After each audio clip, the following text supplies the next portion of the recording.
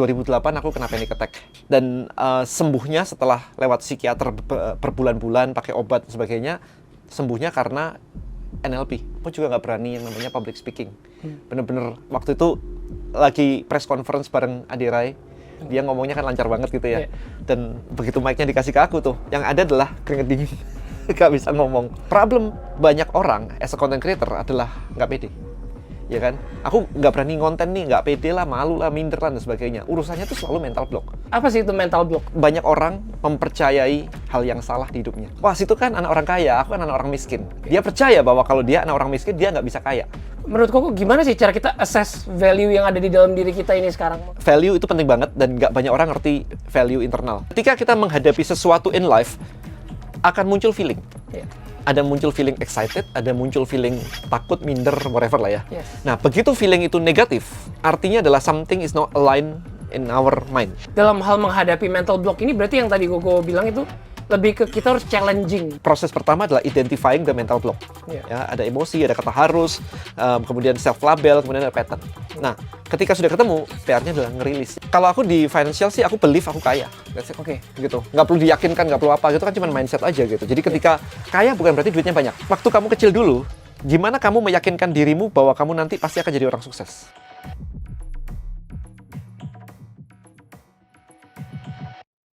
Kita udah sering dengar soal mindset. Tapi gimana kalau kita benar-benar bisa reprogram pikiran kita supaya menjadi lebih sukses? Itulah alasan dan misi dari tamu saya hari ini. Beliau adalah seorang serial entrepreneur yang sudah membangun multiple successful businesses dan sekarang menjadi pionir dengan Brain Boost, sebuah platform yang mentransformasi seseorang inside out. Kalau perancang bangunan disebut arsitek bangunan, saya mau menyebut tamu saya hari ini sebagai seorang arsitek pikiran. Thank you for your time, Ko Denny. Sama-sama, thank you udah diundang. Aku mau nanya nih, Ko Den. Kayak, Koko kan udah bangun multiple successful businesses, Ko. Tribelio, dan Koko juga nulis buku. Koko dulu sempat jalanin Bonels, dan sempat yang fitness and everything. Kenapa Koko memutuskan untuk masuk ke bisnis yang membahas soal alam bawah sadar? Panjang nih ceritanya nih. Jadi dulu waktu tahun 2006,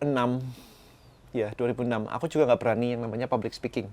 Bener-bener waktu itu lagi press conference bareng Adi Rai. Dia ngomongnya kan lancar banget gitu ya. Dan begitu mic-nya dikasih ke aku tuh, yang ada adalah keringet dingin. Gak bisa ngomong. Itu wake up call waktu itu. Dan itu waktu itu dibantu sama Romy Rafael. Jadi dibantuin, habis itu jadi bisa public speaking.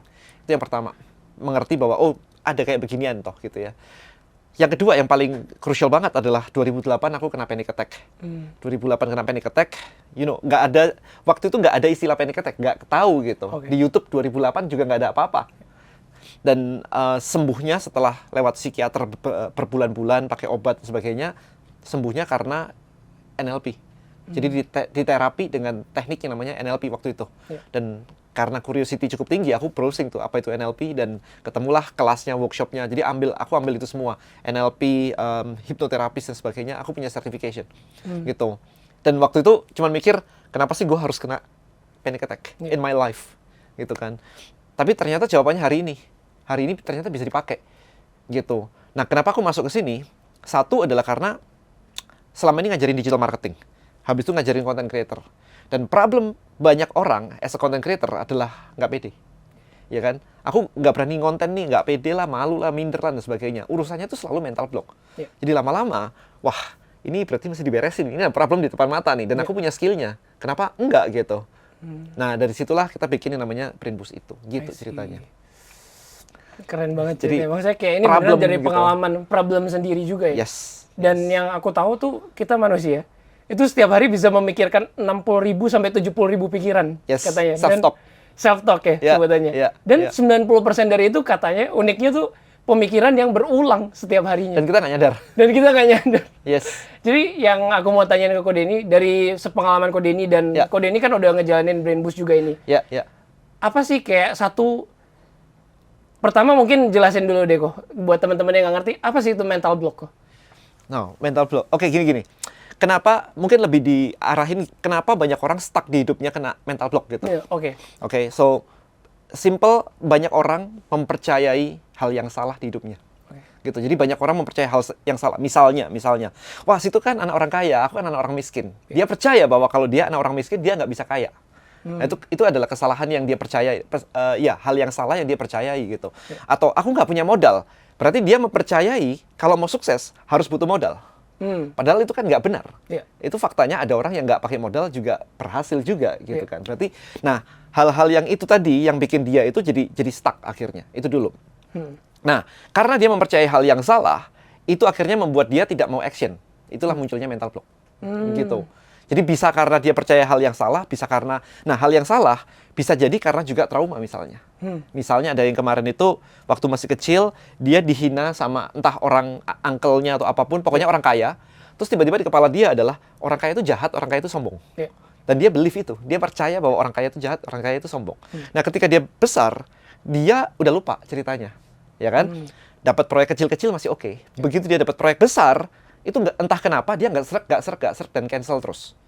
Ternyata bawah sadarnya mengatakan, kalau aku dapat proyek besar, aku jadi orang kaya dan I hate orang kaya.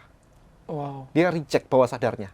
Tiba-tiba nggak serak aja, kok kayaknya ini kayaknya nipu nih gitu. Ini kayaknya ini nih. Gitu munculnya di dalam hati. Jadi nggak serak aja. Kan katanya dengerin feeling nih. Tapi feelingnya programnya salah. Dia saking bencinya orang kaya sampai dia sendiri nggak mau jadi orang itu. Iya, tapi itu udah dipendam. Jadi nggak sadar. Tiba-tiba nggak enak aja. Kok orang kaya nggak enak ya? Kok gue minder ya ketemu orang kaya? Kan sering ya? Kalau ketemu orang kaya gue minder nih gitu. Nah itu. Berarti ada masa lalu yang bikin itu terjadi. Tapi what you say, berarti ini kebanyakan mental block ini dibentuk dari lingkungan berarti ya? Lingkungan. Dan terutama biasanya diturunkan sama orang tua. Awal pertama kan lahir kan sama orang tua, belum ada lingkungan kan. Nah itu yang paling krusial banget tuh di situ, sama orang tua. Kalau Ko Denny sendiri, ada nggak sih mental block yang Koko notice? Mungkin baru sekarang atau dari dulu udah notice yang diturunkan dari orang tua? Orang tua sih enggak, tapi lingkungan ya kayak nggak berani ngomong gitu kan, nggak berani public speaking itu juga gitu. Apa yang bikin Koko waktu itu nggak berani public speaking? Apa ada event tertentu yang bikin? Mungkin karena nggak dibiasain kali ya. Nggak dibiasain. Nggak pernah. Kemudian maybe di dunia sosial media begini ilmu pengetahuan yang begitu mudah didapat. Let's say tadi INTJ lah apa gitu kan. Nah itu yang bikin orang punya mental block justru. Karena apa? Begitu kamu dibilang introvert, tiba-tiba kamu mengakui bahwa kamu introvert. Ya kayaknya bener juga ya. Oh berarti kalau introvert tuh memang nggak suka ketemu sama orang tuh. Ya bener juga ya. Akhirnya nggak dilakuin. I see. Jadi dengan banyaknya frame yang edukasi sih ya yang di luar sana membuat orang itu malah punya mental problem hari ini. Would you say berarti MBTI itu salah satu bentuk mental block? Pedang bermata dua sih. Kadang-kadang kita ngenalin bisa optimize, tapi kalau kita ngenalin terus jadi mundur, tidak memberdayakan, ini berarti jadi pedang bermata dua. Gitu menurut aku. Bukan itu salah, tetapi tergantung bagaimana kita memaknai apapun yang kita terima. Nah, makna ini yang jadi menarik. Misalnya, contoh. Si A di PHK, si B di PHK. Tapi si A begitu di PHK, dia langsung memaknai, wah berarti aku nggak punya income. Berarti aku nggak bisa ngasih makan istri, nggak bisa ngasih makan anak. Waduh, lah terus yang bayar gajian ini rumah dan sebagainya gimana nih? Akhirnya dia bunuh diri. Nah ini pemaknaan kan tadi. Si B begitu di PHK langsung kayak, yes kalau aku resign gak dapat pesangon. Kalau di PHK aku dapat pesangon nih, jadi modal. Langsung ngomong ke istrinya, akhirnya aku dapat pesangon, yuk kita start yuk bisnis yang kemarin kita obrolin terus. Sama-sama loh, maknanya berbeda. Astaga, hasilnya satu bisa bunuh diri, yang satu bisa malah lompat. Kapan lagi aku dapat pesangon gitu kan? Nah, dari situ pertanyaan berikutnya adalah dari mana munculnya makna? Otak kita kan ngasih makna tuh, begitu ada informasi masuk, diterima oleh panca indera, habis itu dikasih makna, kayak dikasih hashtag, kayak dikasih label loh. Ini bagus nih, jelek, ini bagus nih, jelek, ini bagus nih. Si A dia jelek semuanya kan. Akhirnya dia bilang kayak hidup gak berguna lah, aku gak berguna, aku bukan suami yang baik, whatever. Tapi si B itu ngasih kok baik. Nah ternyata mesin pelabelan ini didefinisikan atau di-create waktu dia masih kecil. Yang tadi belief, pengalaman, semuanya itu membuat mesinnya jalannya seperti itu. So prosesnya seperti itu sih kurang lebih. Kalau kayak gitu muncul pertanyaan kan, berarti kayak kalau aku secara nggak langsung nih dari event-event tertentu muncul label-label nih yang aku label. Gimana sih cara kita relabel ini menjadi yang lebih positif gitu kok? Sebenarnya ada, kalau waktu aku belajar di NLP ada prinsip bahwa semua yang dilakukan oleh orang lain itu selalu punya good intention di belakangnya. Selalu itu. Latihannya di situ. Jadi otakku di training, waktu itu kan panic attack kan negatif ya. Waduh, kalau nanti telat makan, nanti aku kena sakit mah nih gitu. Dan itu pernah waktu itu. Aku lagi makan siang nih sama my mom di Jakarta. Lagi makan siang, terus dapat SMS, dan bisa nggak ngisi acara radio minggu depan jam 11 siang di radio A gitu. Waktu itu aku langsung mikir gini, wah, makan siang radio jam 11 sampai jam 12. Habis itu masih ngobrol dulu. Habis itu masih ke restoran. Waduh, aku telat makan tuh, gitu kan. Hari itu lagi makan itu, sakitnya sekarang muncul. Tuh kejadiannya belum loh, munculnya sekarang gitu. Wow. Nah, jadi kayak begitu sih sebenarnya yang muncul. Nah, relabelnya waktu itu aku pakai CBT waktu itu, Cognitive Behavior Therapy. Oke. Ditulis tuh, telat makan jadi sakit perut. Nah, nggak mau dong ini, kita tulis lagi, telat makan sekali nggak bikin sakit perut kok. Itu ditulis terus gitu. Sampai jadi belief. Karena nggak ngerti yang namanya brain boost apa kan, nggak ngerti tuh. Tulis ulang pakai tangan begitu supaya reprogram. Jadi di relabelnya secara di fisik, di dunia fisik ditulis langsung gitu ya? Ya, ditulis gitu. Kayak zaman dulu anak disetrapkan itu sebenarnya. Aku tidak telat lagi, aku gitu kan. Berarti itu relabel dalam bentuk... Yes, gitu. Prosesnya kayak begitu. Itu namanya CBT waktu itu. Apalagi aku dengar kan kalau 95% dari keputusan yang kita ambil tuh, kita secara nggak langsung tuh ambilnya biasa dari alam bawah sadar ya, gue. Based on feeling. Based on feeling ya? Iya. Subconsciously? Subconsciously. Kayak misalkan tadi, aku mau beli baju, ini cocok, warnanya ini kayaknya cakep ya. Itu sudah bawah sadar sebenarnya. Kayak aku suka, aku nggak suka, itu semua bawah sadar. Srek nggak srek, itu bawah sadar sih. Ada yang bilang kemarin, enggak, Dan, aku pakai logika kok. Kalau aku beli itu aku selalu sesuai kebutuhan. Ada yang kemarin literally komen kayak begitu. Aku tanya, lu pernah makan es campur nggak? Oh, pernah lah. So, itu bawah sadar atau logika? Logikanya orang hidup butuh water. Bukan butuh es campur. Bener nggak? Iya juga ya. Iya dong. Begitu lu sudah kayak, ini cakep ya, itu udah bawah sadar. Karena kalau nggak cakep, lu takut dihina kan? Iya. Lu takut dikatain orang kan? Ini karena ada past reference mungkin ya, dari pengalaman masa lalu. Yes, itu jadi program semuanya. Dan kita nggak nyadar. It's a program gitu. Aku ada dengar kalau misalnya kita nggak program pikiran kita untuk ke depan, itu kita bakal selalu reference dari masa lalu terus. Nah, kebanyakannya begitu. Kebanyakan kayak gitu ya? Iya, kebanyakan akan refer ke belakang. Nah, kalau menurut Ko Denny nih, mungkin aku cerita dulu ya. Ini aku sekalian konsul gratis nih. Siap. Jadi aku pas masih muda banget tuh, aku tuh emang dari sekarang dulu... udah tua banget? Enggak. Oh, enggak. Pas ya lebih muda dari sekarang lah ya. Iya. Jadi aku tuh dari dulu sukanya ngutang-ngatik komputer kok. Sama gitu. Jadi kerjanya ngutang-ngatik komputer. Oke. Nah, aku tuh di one point dari aku menghasilkan dari bisnis online aku mulai kayak pikir apa aku bisnis offline ya, aku ikutin orang tua aku, kan orang tua aku bisnis offline. Terus pas aku nyetokin barang untuk bisnis offline, kayak 3 bulan berjalan, 6 bulan berjalan, barangnya tuh kayak yang laku sedikit banget. Oke. Dan di saat itu aku mulai kayak label diriku kayaknya aku nggak berbakat deh untuk kayak bisnis offline. Terus ditambah lagi mungkin kayak secara nggak langsung lingkunganku juga ada yang kayak bilang, kok kamu kalau bisnis offline kayak gitu ya? Sementara kamu online nggak bermodal malah menghasilkan. Nah, di saat itu aku ngerasa kayak sampai hari ini aku tuh kayak ada sedikit, mungkin sebutannya mental block dalam hal berbisnis offline. Kok bisa walk through aku nggak? Apa yang harus, kira-kira steps yang harus aku ambil untuk melalui mental block ini? Oke, sebenarnya dirilis aja. Kita bisa kamu bisa bilang dalam hati misalnya kayak kamu tinggal bilang dalam hati misalkan semua belief yang aku miliki bahwa aku tidak cocok untuk bisnis barang offline itu sekarang aku terima, aku ikhlasin, aku lepaskan. Tarik nafas, hold sebentar, and lepasin gitu. Semua perkataan teman-temanku yang mengatakan bahwa aku cocoknya barang online dan kalau barang offline itu nggak cocok, sekarang aku terima, aku ikhlasin, aku lepasin. Jadi nggak ada ikatan lagi di situ gitu. Nah itu diulang-ulang aja. Habis itu udah let go gitu. Setiap kali pikir atau gini ditambahin lagi. Itu kan jadi gini ternyata memori kita tidak hanya menangkap kata-kata, tapi bisa aja kelihatan apa yang kita dengar. Jadi bisa juga misalkan setiap kali aku berpikir bahwa aku lebih cocok ini, sekarang aku terima, aku ikhlasin, aku lepaskan belief ini. Gitu. Setiap kali aku dengerin temanku ngomong atau setiap kali aku melihat barang fisik dan mengingatkanku bahwa aku tidak cocok, sekarang memori ini aku terima, aku ikhlasin, aku lepasin. Jadi barangnya sama sebenarnya, nggak cocok itu tapi kita tembak dari segala arah. Gitu cara lepasinya. Jadi kita yang tetapkan triggernya, misalnya kita lihat ini kita langsung Ya, ulangi the mantra ya. Ya, setiap kali aku tadi casing kan ya, Iya. casing handphone kan. Iya. Setiap kali aku melihat casing handphone dan itu mengingatkanku bahwa aku tidak cocok jualan casing handphone. Iya. Sekarang aku terima, aku ikhlasin, aku lepaskan, gitu. Jadi setiap bentuk trigger-triggernya itu dibuangin satu-satu, gitu caranya. Ini dimulai dengan acknowledging, terus habis itu dirilis. Dirilis gitu ya. aja. Nah, mental block yang paling challenging sebenarnya aku nyebutnya adalah orang yang believe bahwa mental block tidak bisa dirilis. Jadi kayak lu punya mental block, lu gembok. Itu sudah master dari mental block gitu. Iya, iya kan. Wah susah, aku susah kalau dilepasin. Nah, kayak gitu biasanya gitu. Nah, kalau kayak gitu berarti gemboknya dulu dilepas. Jadi semua beliefmu bahwa releasing mental block itu susah. Iya. Nah, sekarang kamu lepasin, gitu ceritanya. Aku terima, aku ikhlasin, aku lepaskan. Dan menurut aku, kalau yang tadi Koko bilang itu bakal sangat membantu. Tapi dalam hal konsistensi kayaknya kita lumayan sulit sih, Kok.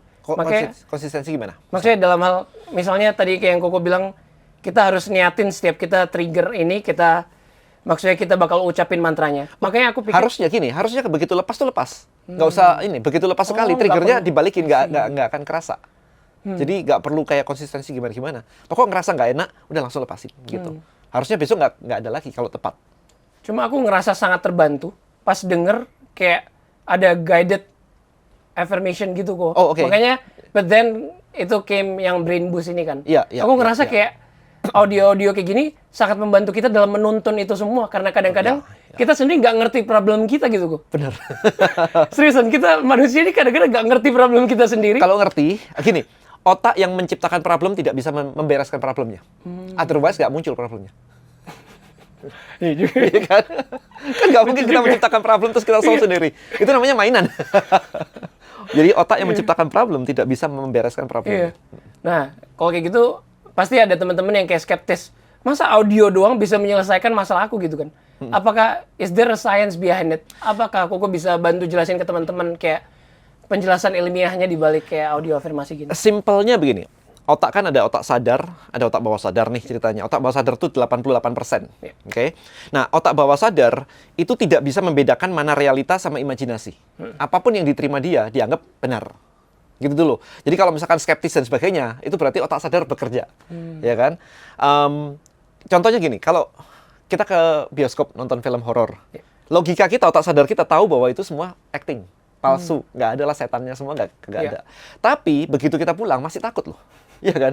Takut matiin lampu, takut ke toilet sendiri dan sebagainya. Pertanyaannya, lu otak sadar udah nyadar loh kalau itu cuman acting, kok bawah sadar takut? Karena bawah sadar nggak bisa bedain, gitu sebenarnya. Nah, kalau misalkan kita nonton film horor tiap hari, 30 hari, kita pulang, rumah kita rumah setan. Ada yang lewat, apaan ya? Ada yang lewat, kok deg-degan ya? Kayak gitu kan. Karena terprogram bawah sadarnya tiap hari. Nah, what if pertanyaannya, materi dari horror movie tadi, kita ganti dengan afirmasi positif. Every day. Bawah sadar nggak bisa bedain. Aku kaya. Every day, 30 hari, bawah sadar nggak bisa bedain. Tiba-tiba tenang dan ngerasa pede aja. Duit nggak masalah, duit ini. Gitu yang terjadi. Gitu. Makanya cara pakainya adalah dengan waktu tidur. Kenapa waktu tidur? Logikanya lagi off. Logika itu yang ngasih label tadi loh. Kalau ada informasi masuk di PHK tadi, dia kasih label tuh, hashtag-hashtagnya tadi tuh. Ini bagus, ini jelek. Nah itu lagi off, waktu tidur. Apakah ini yang disebut gelombang theta itu ya? Yes. Gelombang theta itu labelingnya lagi off. I see. Gitu. Nah begitu off, kita kasih afirmasi ya, dia tembus dong ke bawah sadar. Bawah sadarnya terima, oh ini benar nih gitu. Dia nggak bisa ngejudge. Ngejudge itu di atas. Lah atasnya lagi pingsan kan ceritanya kan. Itu cara kerjanya, simpelnya kayak gitu. Apakah ini ada kaitannya sama yang orang-orang bilang, katanya di usia tertentu, manusia tuh paling gampang belajar sesuatu. 0-7. 0-7. Apakah itu ada hubungannya ya, Ko? Karena mereka belum terlalu banyak pas reference sampai mereka bisa belajar. 0-7, mesin labelnya itu masih ngebuka. Itu 0-7.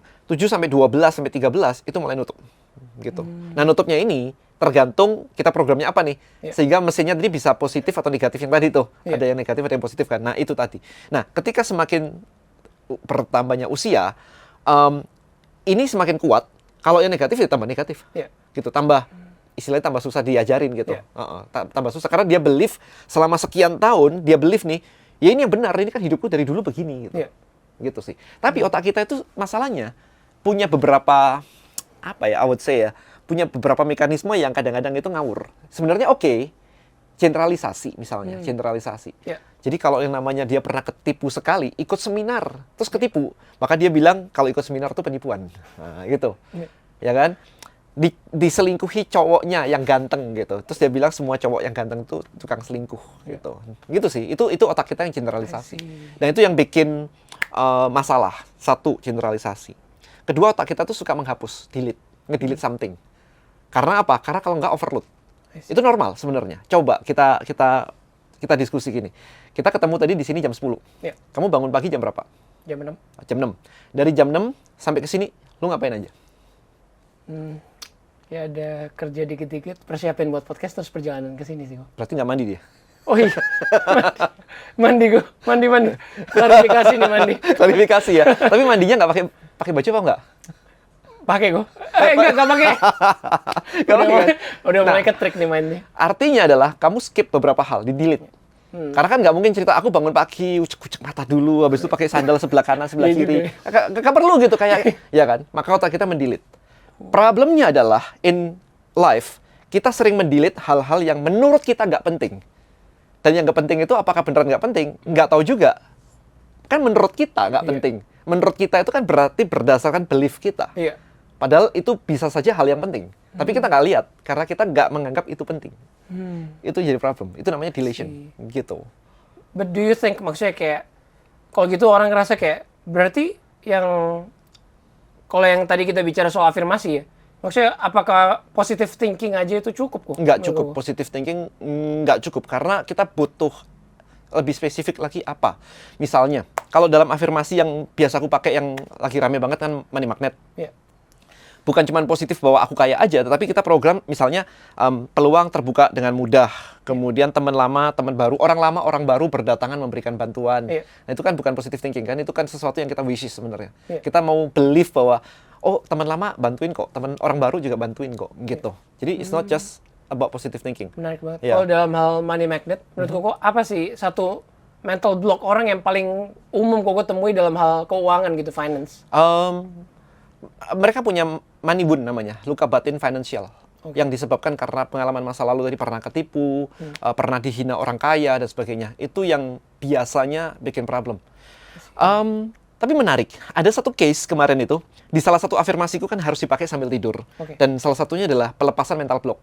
Jadi aku bilang, tuliskan mental blockmu di buku, taruh di sebuah kotak, kunci kotaknya dengan gembok dan lemparkan ke dalam danau yang dalam. Menarik ya? Nah, ada satu orang, dia bilang, Dan kenapa ya setiap kali aku di titik itu, aku selalu kebangun dari tidurku, dan aku nggak bisa nafas. Aku bilang, loh bukannya lu lemparin kotaknya ke danau, kan sudah selesai. Iya kok, tapi kan kasihan ya mental blocknya sendirian ya, aku temenin. Lah kayak... Kok bisa ya? On another level. Iya, another level. Terus kenapa lu nggak positive thinking aja? Dan dia bilang, kalau aku positive thinking, nanti aku dimanfaatin orang lain. So, trauma kan? Oh, wow. Jadi segitunya, sehingga dia bilang, mending gue negatif daripada gue positif. Ntar dimanfaatin orang. Jadi sebenarnya, deeper insight itu baik. Cari safety kan? Iya. Tapi salah cara. Gitu. Ada satu, dulu waktu lagi ini, ada satu case, cewek gemuk. Habis itu, di hipnoterapi untuk turun. Nggak bisa turun juga. Dikasih PT, dikasih, maksudnya nge-gym, dikasih dietnya lengkap semuanya. Kagak bisa turun juga. Tapi setelah digali, problem terbesarnya dia adalah dia sendiri lupa. Setelah digali, dia munculnya adalah dulu waktu masih muda pernah mau diperkosa orang. Sehingga di kepala dia, kalau gemuk itu jelek, kalau jelek itu aman. Nggak bisa. Wow. Keren ya. Otak itu kayak begitu gitu, mekanismenya kayak begitu gitu. Kita kayak lebih mengandalkan survival instinct gitu ya. Dan aman itu bener. Cuman caranya dia itu kan yang salah kan. Itu kan sebenarnya emosi dan sebagainya gitu. Udah how do you start dengan menyelesaikan masalah yang tadi, kayak misalnya yang tadi yang dia sampai dirilis gitu. Oh, Jadi dimulai dengan rilis itu. misalkan tadi kalau nanti aku positif, aku dimanfaatkan orang lain gitu. Cerita trauma tentang dimanfaatkan orang lain ini dirilis dulu bebannya gitu, bahwa enggak kok, itu enggak kok, semuanya oke kok, fine aja. Jadi nggak dijadiin beban gitu sih.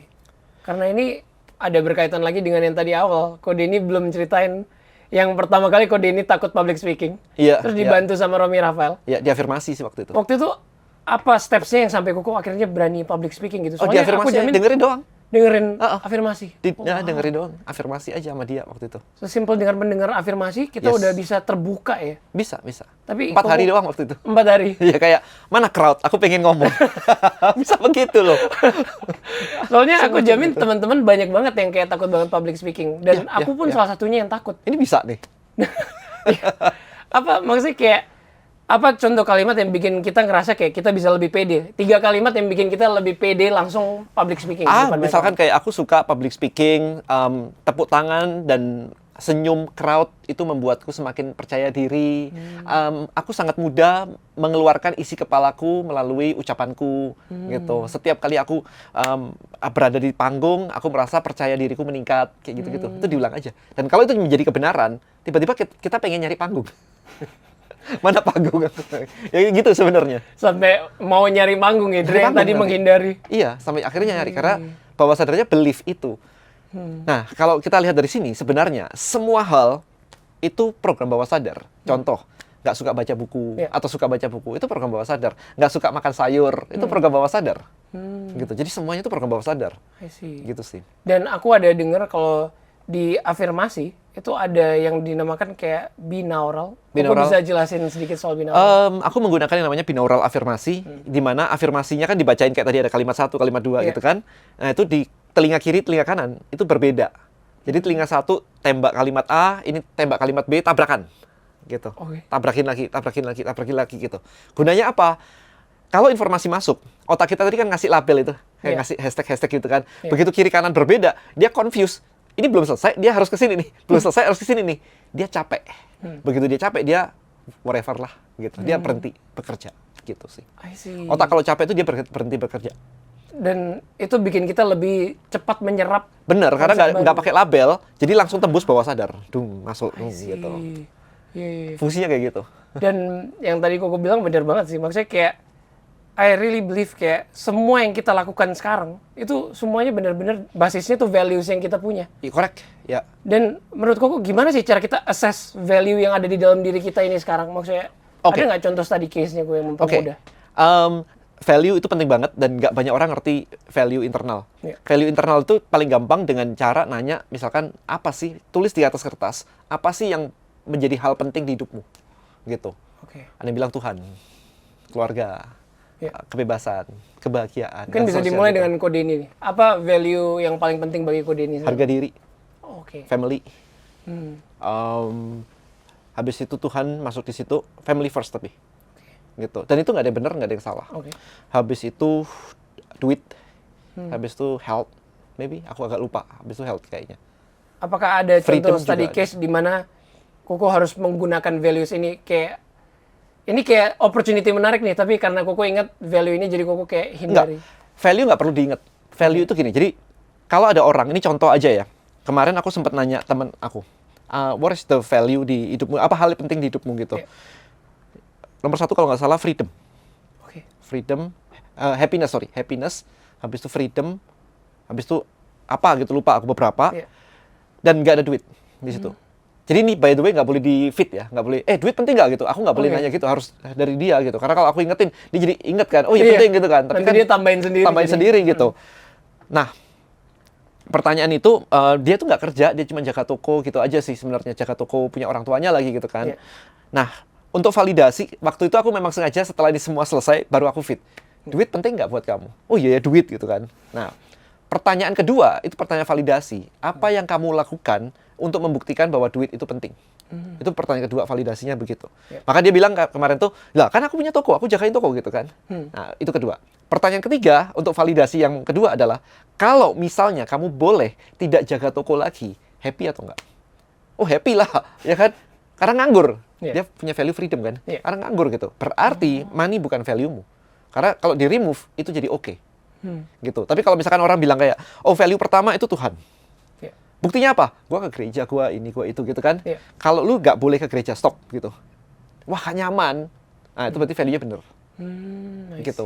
Jadi di remove itu activity. Jadi every activity kita di dalam hidup itu cuma fulfilling value. Jadi kelihatan banget, oh ini value-nya, ini nggak ada value duitnya, ini gitu-gitu ada.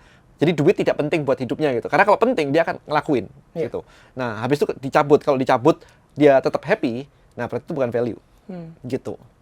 Caranya gitu. Would you say value itu sesuatu yang pakem atau sesuatu yang bisa diutak-atik. Bisa diutak-atik. Contoh, dulu adikku married, value-nya berbeda dan sering bertengkar karena nggak tahu. Okay. Tapi setelah aku duduk bareng, kemudian aku breakdown value-nya nih. Lu ini loh gitu kan. Si ceweknya value duitnya agak tinggi, value kesehatan di bawah. Gitu. Ya kerja penting gitu, kesehatan ntar aja gitu. Nah, adikku itu kesehatan di atas, duitnya di bawah. Yang penting kan sehat. Kalau sehat lu juga nggak bisa ini tuh. Kalau sakit nggak bisa dapat duit juga gitu. Ini dulu pertengkar terus. Kok nggak kerja sih? Lu kok nge-gym mulu sih gitu kan? Lu kan kesehatan nomor 1. Jadi itu berdebat kayak begitu gitu. Tapi begitu tahu, oh ya udah. Ya memang dia kayak begitu. Value kesehatan nomor 1, yang ini value ini. Jadi tahu, jadi aman. Gitu. Bisa diutak-atik nggak? Bisa diutak-atik. Bisa diutak-atik. Cuman ya bisa diafirmasi dan sebagainya bisa sih. Cuman jadi perlu rada hati-hati kalau gitu. Misalnya, value duitnya dinaikin, terus nabrak sama value keluarga. Jadi duit lebih penting daripada keluarga. Nah ini kacau nih. Kita nggak tahu efeknya ke dia, karena moral orang beda-beda. Iya kan, tiba-tiba dia value duitnya lebih penting, dia nabrak moral, dia bisa nipu adiknya sendiri misalkan. Iya kan, nyolong duit papanya misalkan. Nah ini kan repot. Karena duit lebih penting gitu. Jadi ini agak tricky. Berarti menurut Koko ada dong values-nya orang yang bisa dibilang salah. Maksudnya kayak dalam hal yang tadi misalnya duitnya tuh di atas kita nggak moralitas. boleh bilang salah, karena begitu kita bilang salah, berarti kita menjudge value orang based on our value.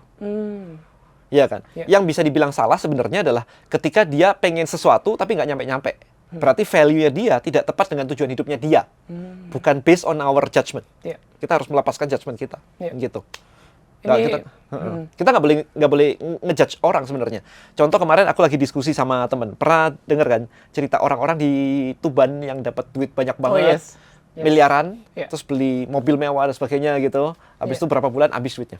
Oke, mari kita bedah itu. Ya, so most people mengatakan bahwa itu orang itu salah. Harusnya kalau kita terima duit banyak, ini kan opportunity kita investasikan. Habis itu jadi passive income, kita bisa enak hidup selamanya, maksudnya enak gitu ya hidupnya kan. Aku bilang begini, jangan salah, itu orang-orang miskin. Oke? Di mana orang tuanya mungkin lahir miskin, mati miskin. Ya orang tuanya gitu kan. Nah, si anaknya punya kesempatan sekali dalam hidup, nggak miskin dari hidup sampai mati loh. Di tengah-tengah, dia pernah menikmati namanya punya miliaran. Nah, kalau dia mau menikmati itu supaya nggak kayak bapaknya, salah atau bener? Di kepala dia bener loh. Di kepala kita salah. Karena kamu tahu delay gratification, whatever. Dia kan hidupku lu cuma sekali, udah tahu aku kalau mati miskin, cuman aku mau menikmati momen ini. Nah, ya nggak salah dong. Nah, karena kita ngejudge mereka based on our knowledge, jadi kayaknya jadi salah. Tapi menurut dia nggak salah kok. Lu aja, gitu ya. Gitu sih. Jadi be careful, kita ngejudge other people based on our value, padahal value kita different, beda. Tapi kalau yang dalam hal kasus yang Tuban tadi, kayaknya banyak orang bisa setujui kalau itu adalah hal yang kurang tepat lah ya untuk mereka lakukan pada saat itu. Iya, based on values-nya kita, yang judging kita. Cuma kalau misalnya nih, Ko Denny dikasih kesempatan waktu itu untuk ngobrol dengan orang-orang yang penerima uang kaget ini ya. Kira-kira apa yang bakal kayak Koko sampaikan ke mereka untuk reprogram pemikiran mereka? Pertanyaannya, mereka mau diprogram nggak? Kalau gue nggak mau gitu kan. Contoh, simple gini. Ada orang fobia kucing. Mau nggak disembuhin fobia kucingnya? Mostly akan bilang nggak mau. Ntar kalau sembuh, gue disuruh pegang kucing. Lah kalau sembuh emang apa salahnya gitu kan? Sebenarnya nggak ada. Kalau sembuh juga lu nggak bakal takut itu. Tapi dia pakai topi, belum sembuh. Jadi tergantung sebenarnya. Cuma let's say Koko berhasil meyakinkan mereka nih, kalau lu bisa ubah pikiran lu, kayak kekayaan ini bakal lebih jangka panjang gitu. Sementara kalau lu dengan pemikiran yang sekarang itu bakal short term. Gimana kira-kira proses yang bakal Koko sampaikan ke mereka supaya mereka bisa shifting mindset mereka? Dicari dari goal akhirnya dulu. Lu maunya hidupnya tuh kayak apa? Jadi dibuat dia ngelihat long term-nya dulu. Karena kalau dia kan sekarang dia lihatnya short term nih, wah enjoy nih gitu kan. Tapi habis itu lu miskin lagi. Lu lebih suka miskin apa lebih suka hidupnya berkecukupan misalnya gitu. Oke, mau nggak hidup lu misalkan masih umur 40 gitu, hidup orang let's say 80 misalkan. Lu mau nggak 40 tahun ke depan tuh hidupmu lebih enak dari hari ini? Nah, ini lo planningnya, baru kita breakdown dulu. Jadi dari ujungnya dulu baru kita breakdown. Tapi kalau dari mimpinya, enggak aku mau sekarang aja. Wah, kita nggak bisa ngomong nih, gitu kan. Jadi harus ditarik ke ujung goalnya dulu. Lu mau nggak hidup enak, hidup ini? Nah, caranya adalah kayak begini. Lu taruh ini di investasi, ini menghasilkan ini, gitu-gitu. Jadi nggak bisa langsung diajarin ini tanpa tahu goal akhirnya. Yeah. Jadi always start with the end in mind. Tapi kalau yang tadi, iya itu inverse thinking ya hitungannya gue. Kayak gitu. Cuma maksudnya kalau yang tadi gue bilang, oh ya kamu harus investasi, kamu harus apa segala. Ini kan lebih ke technical side ya gue. Tapi kan mereka punya deep-rooted belief, yang kayak papa aku meninggalnya miskin nih, kayak dia nggak sempat menikmati hidup. Gimana cara kita shifting belief dia? Dicek, diginiin aja. Kamu juga mau kayak gitu kah? Jadi dibalikin, tabrakin. Jadi always aku selalu mencari structure di kepalanya yang bisa aku tak-atik. Lu mau nggak hidup kayak papamu gitu? Mati, tetap miskin, tetap ini, ngerepotin orang lain, ngerepotin kamu juga gitu ya. Jadi dibuat kayak, kalau dia ngikutin bapaknya, lu in deep problem. Gitu. Dibuat ke sana arahnya, ngomongnya. Nah, I think kalau misalkan dia mau, kecuali habis itu dia nyebutin, kan kamu berekspektasi mungkin aku menyebutkan afirmasi kayak apa gitu-gitu. Itu tergantung dari mental block yang disebutin sebenarnya. Jadi sebelum mental blocknya muncul, itu nggak bisa. Misalnya, aku tuh seneng banget spending misalkan gitu. Dan aku nggak bisa kalau pegang duit nggak spending. Nah, itu baru kita terapi di situnya. Jadi tergantung itunya kan. Kalau itunya nggak muncul, maksudnya aku suka spending. Nah, kalau itunya nggak muncul, mau terapi apanya? Sisanya cuma logika kan. Tapi dia bisa jadi alasannya gini kok biasa ke orang. Tapi kan aku belum tentu hidup gitu 20-30 tahun lagi. Ngapain aku simpen kekayaannya buat selamanya itu? Mending aku nikmatin sekarang gitu. Nah, kamu mau mati kapan? Ditanya gitu ya gue. Iya kan? Mau lebih cepat nggak? Nggak mau sih. Oke, kalau nggak mau berapa gitu. Kalau lu mau mati 5 tahun lagi, kita bisa buatin plan untuk habisin datanya dalam 5 tahun. Exactly. Kadang-kadang kita challenge balik aja kayak begitu. I see, menarik. Iya kan? Karena kalau bahas soal subconscious ini, menariknya tuh kita benar-benar bisa bahas semua aspek kehidupan ya, gue. Correct. Not only financial, bahkan relationship. Parenting semuanya. Parenting ya. Yeah. What would you say, misalnya di relationship nih, kayak gimana sih cara kita mulai dengan baik, dengan subconscious yang baik? Love yourself. Pertama, love yourself. Ini ngomongnya udah punya apa? Pasangan gitu kah? Atau belum punya pasangan? Let's say sebelum dia punya pasangan. Iya, love yourself. Kebanyakan orang yang nggak punya pasangan, dia hate diri mereka sendiri gitu. Ya kan, dia nggak suka, aku mah jelek, aku mah ini, aku mah gitu sih. Jadi selalu self talknya yang tadi 60.000 sehari itu ngomongnya jelek tentang dirinya. Nah, kalau ngomongin jelek berarti kan vibrasinya itu vibrasi jelek sebenarnya. Nah, orang lain yang mau suka kan jadi nggak bisa suka, mantul semua gitu, mental semua. Tapi gitu. what you say, maksudnya kan pasti ada aja probabilitas orang yang masih hate him, masih benci dirinya dan dia dapat pasangan. Apa sih kayak problema ke depannya kira-kira kalau dia mempertahankan itu? Oh, dia akan pasti komunikasinya akan ini sih, banyak friction sih di situ. Ya pasti akan banyak friction banget, kayak ya selalu ngomongin aku mah cuman begini, aku mah cuman begitu, aku mah begini, kamu begitu. Akhirnya banyak perbedaan kan. Kamu begitu, aku begini. Itu sumber masalah sih. I see. Gitu. Dan anggaplah dia udah berhasil nih love yourself. Dan dia akhirnya dapat pasangan. Apa sih yang bisa dia lakukan untuk supaya hubungan ini lebih sustainable ke depannya? Well, I would say kayak aku sama my wife, kita udah menikah 2012, berarti ini almost 13 tahun. Yes. We have zero fight. Jadi bukan kecil, bukan dikit, bukan satu, tapi zero fight. Okay. Kuncinya sih di komunikasi sebenarnya. Jadi kita bedah your value, my value, itu semua kita rapiin gitu. Kemudian, I think komunikasi sih. Cara ngomongnya. Menariknya begini, supaya hubungannya lebih baik, kalau mau damai, rumusnya adalah lebih banyak ngomongin persamaan. Kalau mau bertengkar, ngomongi perbedaan, gitu. Jadi aku yang sama my wife, kita tahu bahwa kita goalnya ini nih. Ya udah, kita selalu ngomong goalnya kan begini, kita kan begini gitu. Bukan kayak lu mah anaknya siapa, gua bapaknya siapa gitu kan. Itu bikin bertengkar gitu. Jadi buat aku itu, kemudian respect others, sama tadi mengerti value dari orang lain. Oh, dia value-nya kayak begini. Oke, pantesan dia ngelakuin hal-hal kayak begini gitu. Ya kan? Aku kayak begini. Jadi ketika tahu, ya dia memang programnya kayak begitu gitu. Ya it's okay gitu kan. Yang problem adalah kita sering memaksakan program kita ke pasangan. Itu problem. Gitu. Ya kan? Kayak, let's say aku content creator, terus aku maksa istriku jadi content creator gitu. Oh, sekarang zamannya content creator gitu loh. Dia stres ya nggak bisa juga ini. Jadi, tidak mengenali value pasangan dan memaksakan value kita ke pasangan, itu sumber problem terbesar. Gitu. Gila sih. 13 years dan zero fight. Ini harusnya podcast relationship nih jadinya. Kalau gue ini punya track record sebagus itu. Nah, pertanyaan aku nih. Menarik banget. Maksudnya kayak kalau kayak gitu, apa sih waktu itu steps yang Koko ambil di awal untuk membangun fondasi yang sehat ini dengan pasangannya Koko? Aku NLP master NLP. Istriku juga aku ikutin. Oh, diikutin juga. So, Jadi menyamakan pemahaman dulu nih. jadi kalau aku ngomong begini lu ngerti lah. Jadi pakai kode-kode dikit aja udah tahu gitu. I see. Kayak ini aku nggak suka nih, ya nggak apa-apa. Yang namanya nggak suka bisa dong. Aku nggak suka kamu gini ya, oke gitu. Vice versa kan ya, dan Iya. sebaliknya gitu. Dan yang paling penting berarti menyamakan value, maksudnya memahami value satu sama lain. Memahami dulu. value satu sama lain itu kuncinya sih. Value itu penting banget, dan kita nggak tahu value kita apa kadang-kadang di luar sana kan, kayak Iya. nggak ada. Yang penting ego. Iya. Gua maunya begini gitu kan. Iya. Dan ini ada titipan pertanyaan juga dari penonton. Maksudnya kalau bicara soal mental block nih ya. Tadi kita udah kupas soal financial, soal relationship. Yang ini career wise lah yang aku mau bahas.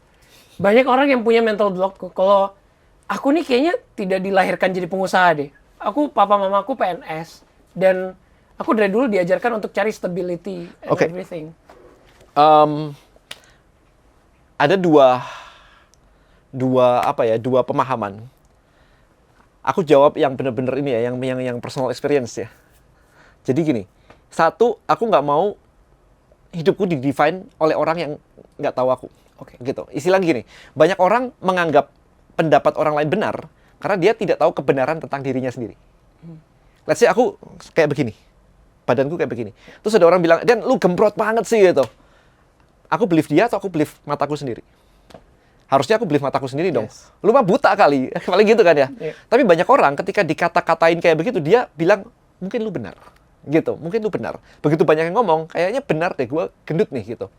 Lah padahal kan bisa lihat sendiri. Nah problemnya adalah orang nggak bisa lihat dirinya sendiri. So dia didefinisikan oleh orang lain. Jadi ketika mereka tidak memahami dirinya sendiri, mereka akan menerima pendapat orang lain sebagai sebuah kebenaran. Iya. Dan itu adalah big issue banget saat ini. Gitu sih menurut aku. Ngomongin karir, kayaknya nggak dilahirkan. Nah apalagi kalau misalkan kita berbicara sesuatu yang tidak memberdayakan. Yeah. Jadi kan kayak itu tadi kan tidak memberdayakan. Kalau aku kan instead of kayak gitu ngomongnya kan, gimana ya caranya ya? Aku tidak dilahirkan, papaku bukan pengusaha, mamaku bukan pengusaha. Aku ya berarti dilahirkan di keluarga karyawan biasa. So gimana caranya seorang karyawan bisa jadi pengusaha? So that's lebih memberdayakan questionnya. Sebenarnya ke situ. Nah, habis itu kalau kamu suka tadi ngecek MBTI dan Yes. sebagainya gitu, aku ngecek astrologi. Aku ngecek elemen patch dan sebagainya gitu. Oh wow. Dicari irisannya kira-kira. Bukan berarti ini benar ini salah, tetapi kadang-kadang ada, aku ngecek banyak gitu kan. Aku suka ngecek-ngecek gitu kan. Aku akan cek irisannya di mana. Yang kira-kira ini ngomongnya A, ini ngomongnya A, ini ngomongnya A, ini ngomongnya A gitu. Yang kira-kira sama gitu. Yeah. Aku coba explore deh dari area itu. Karena itu kan cuma sama sih sebenarnya kan, area apa gitu kan. Bukan berarti lu bisnisnya harus sini gitu, enggak Yeah. juga. Enggak ada yang bilang kayak aku harus bikin audio afirmasi. Yeah. Enggak ada. Ya. Yeah. Tapi paling ngomongnya kayak lu mesti tampil Dan, lu mesti muncul, lu mesti teaching people, inspiring people gitu. Ya, aku nyoba banyak hal sampai akhirnya ketemu sini, oh kok lancar ya gitu. I see. Gitu sih. Tapi paling nggak ada guidance. Iya. Gitu. Dan ini yang bikin kode ini sih. Kode ini tuh sangat terbuka. Maksudnya mau pelajari pace and everything. Bukan mempelajari sih, astrologi. nanya aja. Nanya. Pernah mempelajari. Pusat, pusing gua. Udah bayar lah, lu bacain.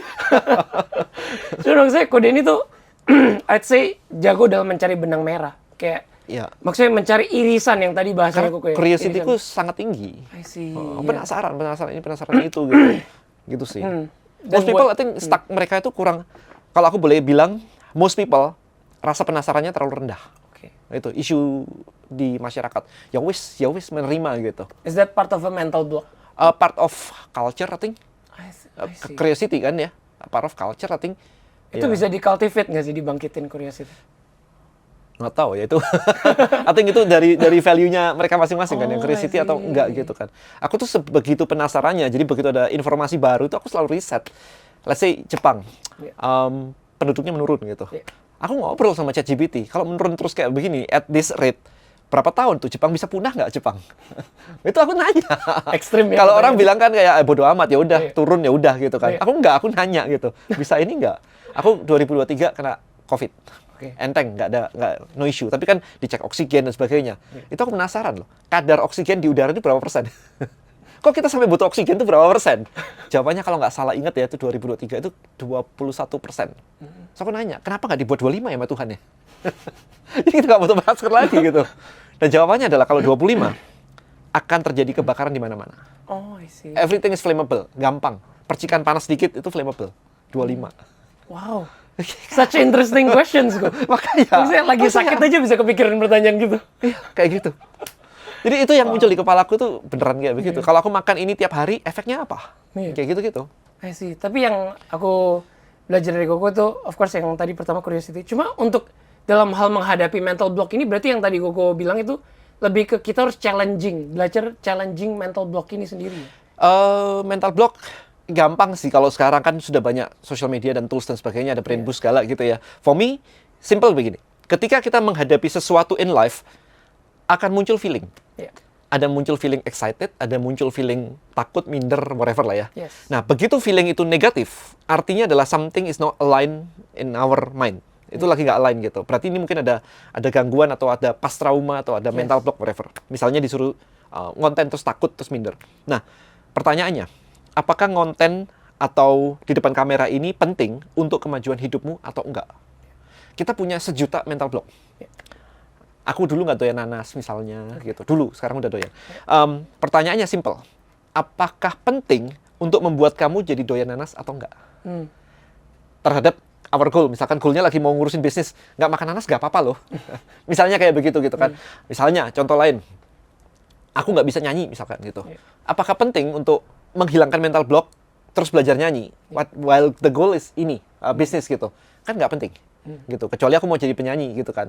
Nah, maka step pertama adalah memisahkan dulu mental block ini menghalangi kita nggak menuju ke ini. Kalau sampai menghalangi terus kita nyari jalan muternya, wah kalau bisa aku di belakang layar aja, nah ini berarti nyari jalan muter, berarti itu sebenarnya mengganggu.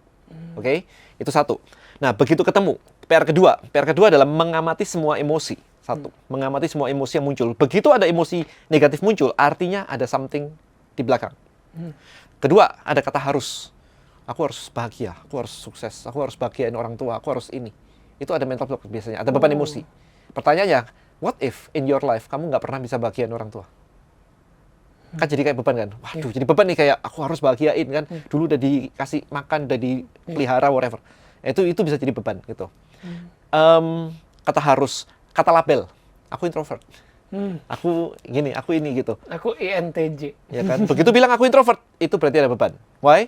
Coba suruh ngomong sama orang, langsung coba suruh keluar sama orang. Nah, itu langsung gak enak. Berarti ada beban, itu harus dirilis. Keempat itu pattern. Berarti kalau ada gini, kemarin nge-training orang sales. Ada pattern yang menarik. Dia tidak suka nge-follow up customer, mending cari customer baru. Kenapa tuh? Karena kalau nge-follow up artinya pernah ditolak sekali. Kalau kedua kan takut ditolak kan, kalau baru kan belum tentu ditolak kan. Dia mendingan yang baru. Menarik ya? Menarik banget. Bisa kayak begitu gitu loh mental blocknya. Jadi ada patternnya, dalam hidupnya ada patternnya. Nah, kalau ketemu gini, ini berarti ada mental block nih. Nah, berarti proses pertama adalah identifying the mental block. Ya, ada emosi, ada kata harus, kemudian self-label, kemudian ada pattern.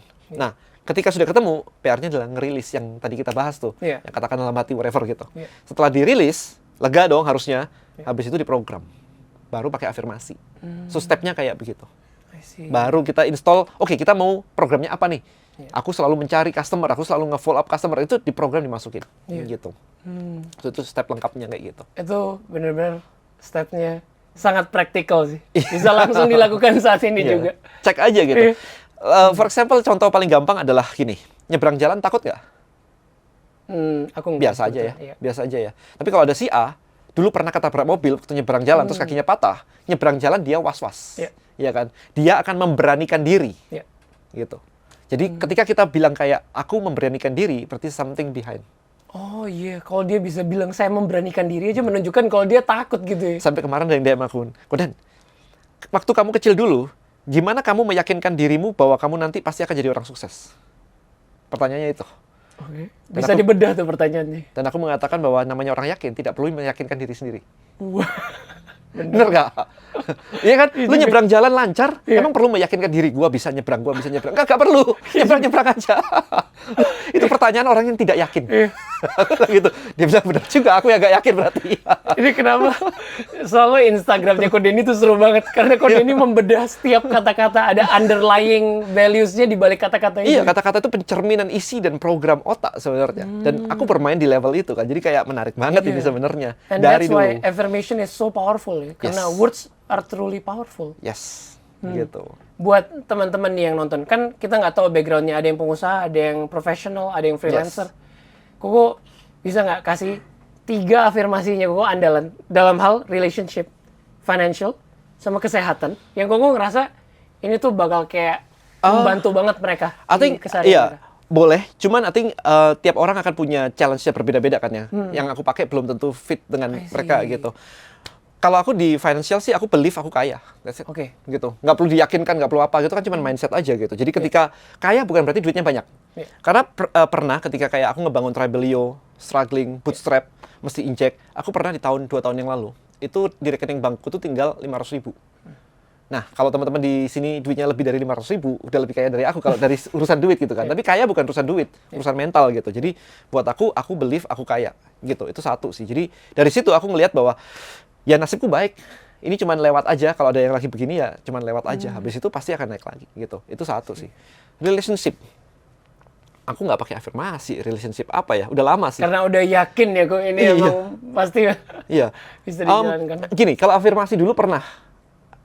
Aku believe bahwa aku itu mahal. Oke. Gitu. Jadi bukan cowok murahan. Oke. So, kalau misalnya ditolak, dijauhin, atau nggak berhasil atau apapun itu yang rugi mereka, bukan aku. Gitu. Itu di fase ketika di awal-awal dulu kayak ngejar-ngejar cewek ditolak, ngejar-ngejar cewek ditolak, terus galau dan sebagainya. Terus afirmasi yang aku pakai itu.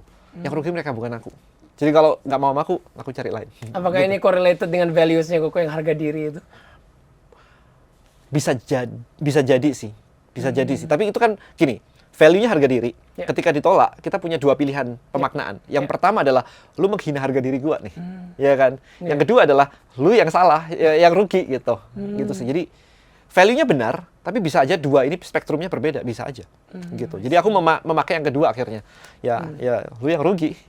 Gitu kan. Oke. Gitu sih. Dalam hal kesehatan kok. Kesehatan aku nggak pernah gimana ya, afirmasi yang aku pakai dalam kesehatan nggak pakai aku kayaknya, nggak pernah. Aku nggak kebayang, masih nggak kebayang. Kalau nggak kebayang berarti aku jarang pakai sih. Mungkin karena udah ada deeply rooted belief yang kayak saya meyakinkan diri emang gue ya gitu gue sehat aja gitu. Sehat. Dan selama ini memang sehat gitu sih. Olahraga tetap jalan, enggak yang gimana. Kecuali maybe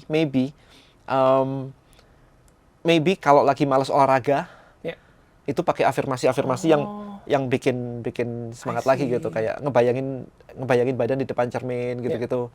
Ya, gitu sih. Jadi affirmation nih menurut Koko mungkin baiknya lebih ke ada kayak occasion-nya gitu ya. Occasion memang, iya. Gue mau olahraga, gue butuh afirmasinya ini. Iya. Or misalnya lagi sibuk banget dan sebagainya, terus kayak kangen aku pengen baca tapi lagi males banget gitu. Pakai afirmasi suka baca buku misalnya gitu. Tapi begitu sudah suka baca buku ya udah stop aja. Ganti mau program apa lagi gitu. Gitu hidup itu dinamik sih. Iya kan? Nggak bisa dipatok satu gitu, nggak bisa. Gitu. Kok kalau ini misalnya mesin waktu nih ya kok. Dan waktu tuh bisa diputer kok. Oke. Kok bisa nih ngobrol sama Ko Denny yang versi let's say 15 tahun lalu. Apa sih satu mindset shift yang bakal Koko sampaikan ke Ko Denny pada saat itu? Mindset shift gitu. Iya. Yang bakal yang bisa accelerate pertumbuhannya Ko Denny. Soalnya kalau di luar mindset shift aku kan bilang kayak beli Bitcoin. Beli. Oke, that's an answer. Tapi kalau bener kan? Iya juga sih. Mau kan? Mau pasti. Kalau kayak affirmation atau values yang Koko mau shifting dari Ko Denny yang pada saat itu yang value-ku nggak pernah berubah dari zaman dulu sampai sekarang. Jadi I think kalau misalkan itu enggak. Jadi mungkin lebih ke aku akan bilang bahwa find a mentor itu satu. Itu udah jelas. Jadi mesti nyari mentor begitu. Belajar ini lebih early juga nggak apa-apa. Idealisme. Aku pegang idealismenya terlalu kuat. Jadi mesti belajar untuk apa ya, lihat market lebih bagus daripada idealismku. Karena banyak bisnisku yang fail selama ini itu karena aku punya idealisme yang cukup kuat gitu. Gitu. Kadang-kadang bisnis Koko kan banyak yang way ahead of time. Itu problemnya. Itu yang aku nyadar. Itu problemku gitu. Maksudnya Tribelio Loh, kamu jangan ngomong Tribelio. 2013 aku punya startup namanya Storygrab. Storygrab hari ini tuh Instagram Story. Oh wow. Instagram Story itu munculnya karena ada Snapchat. Iya. Snapchat itu 2015. Iya. Gitu. Jadi waktu 2013 aku bikin, tapi aku nggak ngerti, nggak punya traction-nya, nggak punya network-nya, nggak take off gitu. Snapchat keluar, aku sempat bikin video di YouTube bahwa Snapchat ini akan jadi keren banget. Ya aku punya belief kan di kepala aku gitu. Kemarin dinyinyirin orang di video itu. Mana katanya Snapchat keren, sekarang kok hilang gitu. Loh, kan aku nggak tahu bahwa Snapchat mau dibeli Facebook dan nolak. Dan Facebook bikin duplikasinya Instagram Story. Itu kan di luar ini kok, tapi itu jadi hari ini gitu loh. Dalam bentuk Instagram Story itu ya? Exactly, dan itu sama Facebook, dibuat di mana-mana. Di Facebook ada, di WA ada, di Messenger ada, sama di Instagram ada, dibuat di 4 titik. Untuk nyari traction-nya kan beda-beda traction-nya. Semua ada model Instagram Story gitu. Nah itu yang aku lakuin sebenarnya pakai namanya Story Grab. Gitu. Apa Koko yakin waktu itu nggak ada orang Snapchat yang ngobrol sama Koko terus ambil idenya? Nggak tahu, itu 2013 tapi gitu. Tapi nggak ngerti, jadi memang banyak aku kemajuan, terlalu maju begitu. Dan itu jadi isu, gitu sih. Itu satu. Kedua, maybe yang sekarang aku lakuin adalah kemarin, aku punya goal di Brainboost untuk membantu 1 juta orang di Indonesia, at least in 1 year. Pertama, so 1 juta sales lah ceritanya begitu. Terus ngobrol dong sama satu orang di luar negeri, namanya Dan Martel. Kalau pernah, dia entrepreneur, serial entrepreneur. Ngomongin tentang itu semua di Instagram. Terus dia nanya, what is your goal gitu? 1 juta sales. Interesting, menarik. Aku suka goal besar, dia bilang. What is your bottleneck, dia nanya. Untuk mencapai itu. Ngobrol-ngobrol, mikir-mikir, aku bilang bottleneck-nya di aku. Di aku. Karena aku kalau disuruh ngurusin create produk, aku suka. Ngurusin operational, aku nggak suka. Jadi aku nggak suka, aku bukan orang operational. Aku Steve Jobs-nya lah. Aku bukan Tim Cook. Gitu. Aku masuk ke bug-nya. Aku bukan Sheryl Sandberg. Terus langsung dia bilang, kamunya CEO nggak? I'm the CEO. That's your problem. Gitu. Aku bilang aku belajar di Russell Brunson, ClickFunnels. Dia bilang dia tahu kan, dia advisor-nya ClickFunnels gitu. Dia bilang even Russell dia bukan CEO-nya, dia cuma face-nya aja. CEO-nya ada orang lain loh. So you have to hire the CEO. Itu that's why tadi malam kan aku posting. Aku hire COO, CEO untuk running the company gitu. Because you notice kayak maksudnya bottleneck-nya tuh ternyata di diri saya. Bottleneck di aku. I see. Brainboost laku. Testimonialnya kita dapat puluhan testimonial every single day. Kok belum nyampe omsetnya? Artinya adalah something wrong atau ada yang belum tepat di tim yang belum mencapai itu. So that's why aku harus rombak timnya, harus rapiin semuanya. Dan aku butuh orang yang ngerti ngelakuin itu. Aku orang dagang, aku suka jualan. Tapi ngerapiin tim berarti kan ada job desk-nya apa, KPI-nya apa, struktur organisasi. Buat aku tuh boring. Gitu. Tiap orang punya kekuatannya masing-masing. Itu sih. Nah, I think itu yang akan aku bilang ke diriku yang di masa lalu sih. Gitu. Dan aku percaya ini aset digital kok. Bahkan kalau Koko inget di video di YouTube, ada yang video YouTube pertama yang di Taman Safari itu kok. Ya, mana nak? Iya, yang di kebun binatang, video YouTube pertama banget. Ini aku percaya aset ini tuh juga bakal bisa bertahan kayak, I don't know, 100 years from now. Kalau misalnya udah diupload di YouTube. Dan orang dari tahun itu bisa aja nonton video ini dan masih mencari inspirasi dari video ini. Yes. Kira-kira kalau orang itu lagi menonton nih, apa yang mau Koko sampaikan ke orang itu? Yang one timeless advice yang bisa Koko kasih ke dia? Kita semua punya goal, life goal, life purpose dan sebagainya. Kalau kita nggak nyampe life goal kita, berarti there's something wrong di otak. Ada sesuatu yang salah. Kemarin aku juga nanya, umurmu berapa? Ada yang 20, ada yang 30, ada yang 40, ada yang 50 gitu. Selama itulah kamu sudah pakai logikamu dan beliefmu semuanya. Dan hidupmu belum nyampe juga ke goal-nya. Oke, so satu kata-kata yang aku bisa sebutin seperti tagline-nya Brainboost. Change your belief, change your life. Jadi ada belief yang salah di situ. Nggak tahu apa, karena tiap orang akan beda-beda. You have to find your belief yang salah. Karena kita stuck, karena kita mempercayai terlalu banyak hal yang salah. So change your belief, change your life. Itu dia. Dan ini sangat dikuatkan dengan penelitian yang 95% tindakan kita diambil based on subconsciously. Itu dia. Itu dia. Thank you banyak. Sama-sama. Udah mau sharing. Sama-sama. Soalnya kalau kita mau konsul nih, bisa dari segala aspek nih. Bisa dilanjutin jadi sequel ya gue ini. Bisa.